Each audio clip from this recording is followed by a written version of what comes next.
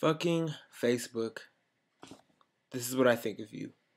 Because you see, I just made a video and it was pretty detailed, in depth about how I was feeling about certain things. And I went to post it, and my stupid pirate Facebook told me that it was lost to the sea. So I'm left here to make another video. And that's what I'm going to do. The last video, this is the official last video of 2010 because I'm recording it on my laptop, not too stupid Facebook for them to lose it to the sea. Anyways, so I would like to talk about this show that I watched yesterday called I'm Addicted to Food. Yes, that's right. Addicted to Food. You can guess what channel it was on. MTV, True Life.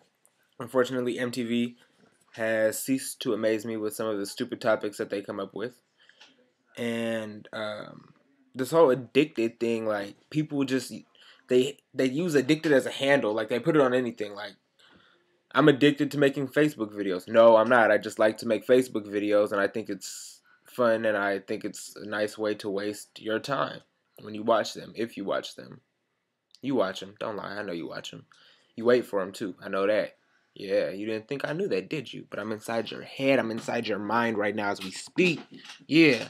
But anyways, like I said, you can't, like, I guess you can be mentally addicted to food, but not physically addicted. Like, we all have to eat, yeah. But these people, man, this girl, let me tell you, she was eating and eating and eating and eating. She didn't stop eating. She ate more food than I could eat. And I'm not bigger than her, but she ate more food than I can eat during a growth spurt. She's done growing this way. She's growing this way now. But it's like people just throw that addicted handle on anything. Like, oh, Jesse James, I'm addicted to sex. No, you're not, asshole. You cheated, and now you're trying to think of a way to cover it up. So you called it an addiction.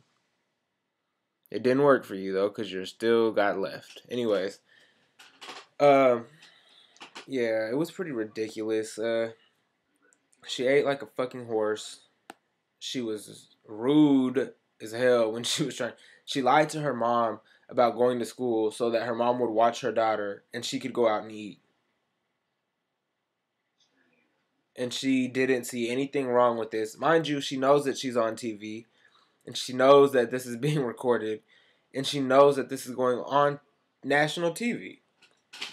But still, she saw no problem doing that. What is this world coming to, y'all? What is this world coming to?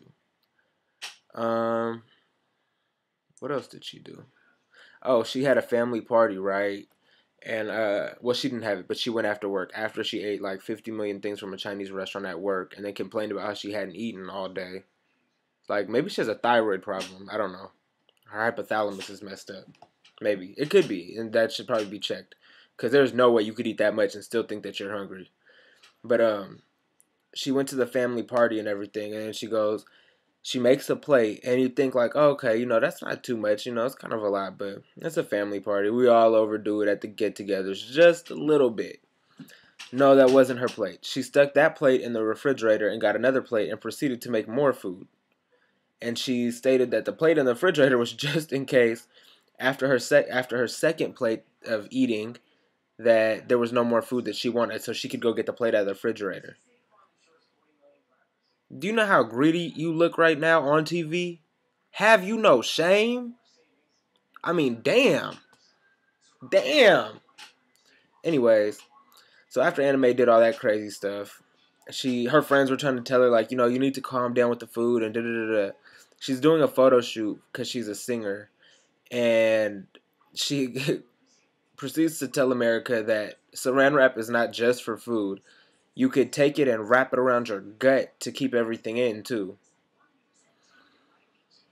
What? Like, why wouldn't you just try to diet a little bit? Or cut back, or work out? Or eat healthy? You could eat as much as you want, you know what I mean? It wouldn't be that bad if you ate healthy. But man, her friend got her a salad, and she didn't want the salad. She wanted a burger. She wanted extra sour cream on her nachos. She wanted 2 tacos, 4 tacos, 27 tacos. Like, just ridiculous. Calm that ass down, precious. God. But anyways, what else? Oh, and then I'll talk about work because I'll tell you guys later. But I'll talk about something that happened. So last night, here I am minding my own business, playing on my phone. When somebody walks up to me and says, "Is that the iPhone?" I'm like, "Yeah, it's the iPhone. You know, I like it. It's my phone. It's my baby." He's like, "Oh, yeah. Is it the 4? No, it's not the 4. I'm not balling like that. This is 3GS. I just got it a year ago. I'll keep it cool. Plus, the 4 has too many issues anyways, from what I hear." But anyways, he was like, "Oh, yeah, I'd never get the iPhone." I'm sorry. Okay, you know, I didn't ask you, but alright, everybody has their opinion. Even though I didn't ask you for your opinion, that's fine.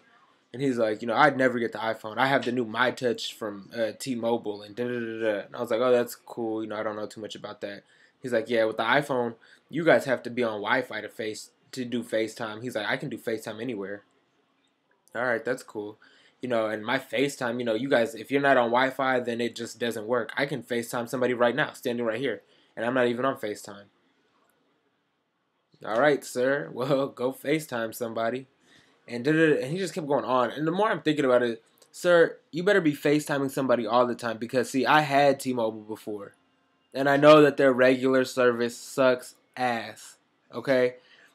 I had more dropped calls, more no service, more get 50 text messages at one time because I didn't have service than any other phone that I've ever had. And I've had Verizon, Sprint,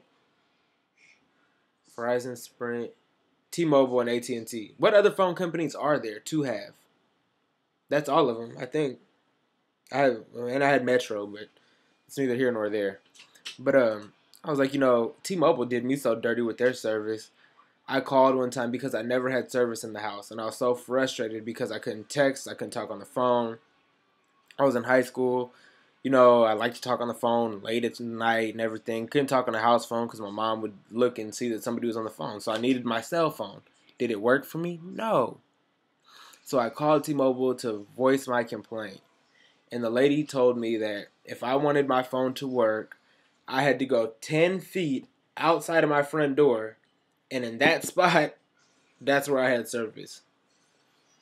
The funny part is, she saw nothing wrong with what she said. It sounded so normal for her, like everybody should be 10 feet outside their house to use their cell phone. Not Phil. That's dumb. What if somebody's breaking into my house and I'm stuck in a back room and I gotta call the police or something? Like, I don't have no gun. Like, I'm not. Ooh, look at me put my business all out here. That was back in the day. I'll shoot you if you break into my house now. Dead. I'll shoot you if you walk in my house and I don't want you here. Tell the police you tried to break in. Pow, pow. But anyways, I was like, you know, that's dumb. So needless to say, I shook T-Mobile and now I have AT&T. And I like it. I'm pretty happy with it. I don't have too many problems. But yeah. That was my first work story. My second work story would be the lady who came and visited me this morning. And she comes in, she's all upset. I'm like, oh, great. She looked upset at least. And she comes up to me and she goes, is valet open or is it ever going to open? And I'm like, you know, I don't know. I don't know that answer to that question. I'm not going to lie to her and be like, well, I think. No, I'm just going to tell you straight up, I don't know. And I don't know who to call about that. And I don't know anything about that at all. I don't work with the valet people. I don't really see them either because I work in the middle of the night. So I'm sorry. I don't know shit about valet. And so she's like, I've been waiting out there for 15 minutes. You've just been sitting in one spot for 15 minutes waiting? And now you want to come in and be mad? Why? How? So she's like, I've been waiting out there for 15 minutes and nobody's come. They're not even open.